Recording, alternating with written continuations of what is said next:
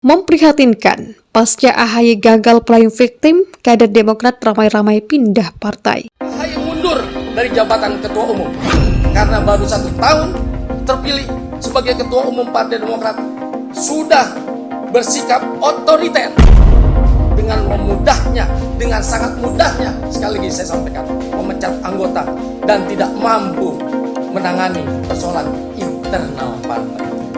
Maka kami menyampaikan segera dilaksanakan kongres luar biasa. Kami ini disakiti oleh cara-cara pimpinan Partai Demokrat Manado, Sulut, dan terutama DPP. Alangkah kerdirnya DPP melakukan hal-hal yang mencederai rakyat.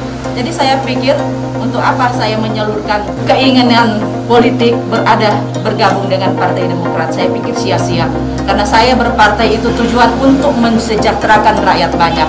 Tapi kalau partai yang tidak sejalan pro rakyat, tidak ada gunanya saya. Prioritas dari kader, saya kan kader 17 tahun di Demokrat.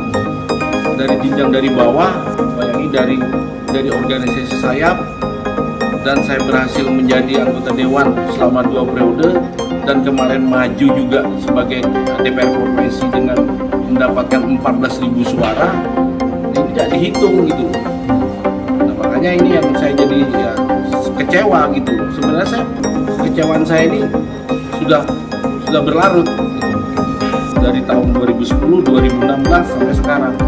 Nah, oleh karena itu saya mendingan keluar dari Partai Demokrat karena jangan sampai.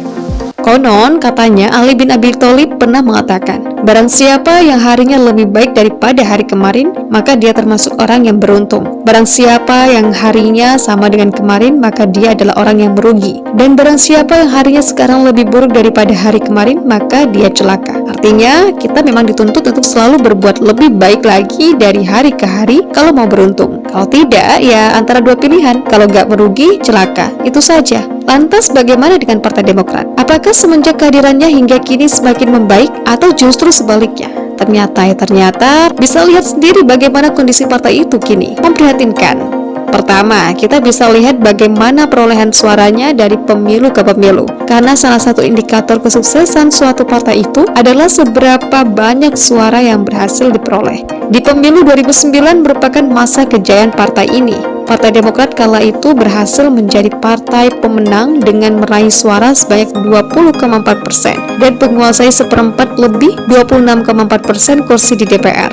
Di pemilu 2014, partai berlambang bintang Mercy itu mulai bisa disebut celaka karena perolehan suaranya lebih buruk dari pemilu sebelumnya, yakni hanya mampu mendapatkan 10,19% suara saja. Artinya nyaris setengah suara partai itu hilang atau pindah haluan entah kemana. Di pemilu 2019 yang lebih parah lagi, partai ini hanya memperoleh suara 7,77%, berada di posisi ke-7 dari 9 parpol yang lolos ke Senayan. Artinya sudah di ujung tanduk. Kalau berdasarkan kutipan di atas, ini namanya celaka kuadrat, mendapatkan nilai lebih buruk 2 kali berturut-turut. Seharusnya hasil pemilu 2014 bisa dijadikan bahan evaluasi oleh Partai Demokrat. Kenapa perolehan suara bisa menurun? Malah blunder, melakukan hal-hal yang merugikan partai.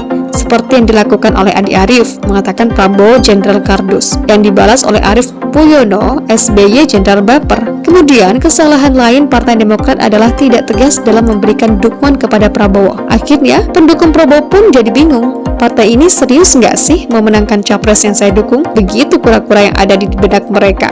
Sehingga mereka pun pindah ke lain hati dengan memilih partai yang benar-benar terlihat ingin memenangkan Prabowo. Contohnya PKS dan Gerindra. Lantas, apalagi penyebab perolehan suara Partai Demokrat yang lebih buruk dari hari kemarin itu? Tentu ada banyak. Di antaranya yang paling ketara adalah slogan katakan tidak padahal korupsi itu. Banyak kader Partai Demokrat yang bisa dibilang tidak konsisten antara perkataan dan perbuatannya. Tentu kita masih ingat bagaimana iklan partai itu yang menyuarakan perlawanan terhadap korupsi kala itu. Hingga kata-kata dalam iklan tersebut katakan tidak pada korupsi begitu familiar di masyarakat. Tidak lama berselang, beberapa bintang iklan itu malah ditangkap KPK karena korupsi gede-gedean. Sampai-sampai peneliti CSIS J. Kristiadi menyarankan sebaiknya Partai Demokrat mengganti slogannya tersebut dengan tobat korupsi karena memang sudah gak relevan lagi. Sekarang sebenarnya masih ada waktu untuk Partai Demokrat berbenah. pemerintah masih bisalah mengatur strategi serta menjalankannya untuk menaikkan citra partai yang sudah terlanjur rusak itu. Lantas bagaimana caranya? Tentu tidak bisa dengan menggunakan cara-cara lama lagi, seperti beriklan di TV dengan menampilkan diri bak pahlawan anti korupsi, padahal tidak. Karena kalau itu dilakukan pasti akan ditertawakan oleh warga asli dan warganet. Begitupun dengan jurus playing victim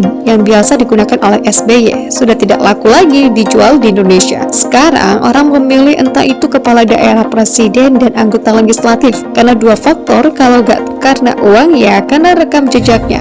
Tidak ada lagi yang karena kasihan, karena kalau orang memilih karena faktor kasihan, tentu kursi DPR kita sudah lama dikuasai oleh kaum gelandangan, tunawisma, pengemis, dan lansia terlantar. Ternyata yang dilakukan oleh AHY masih sama dengan bapaknya dulu, yakni mengeluarkan jurus baper di hadapan publik. Baru-baru ini di hadapan para awak media, ia berkeluh kesah tentang bagaimana sulitnya menjadi ketua umum Partai Demokrat. Salah satu masalah yang dihadapinya adalah ada beberapa orang diduga hendak mendongkelnya dari posisi ketua umum itu. AHY pun membongkar inisial orang-orang yang ingin dia mundur dari kursi Demokrat 1 tersebut. Di antaranya kader Partai Demokrat aktif, mantan kader Partai Demokrat, dan Muldoko.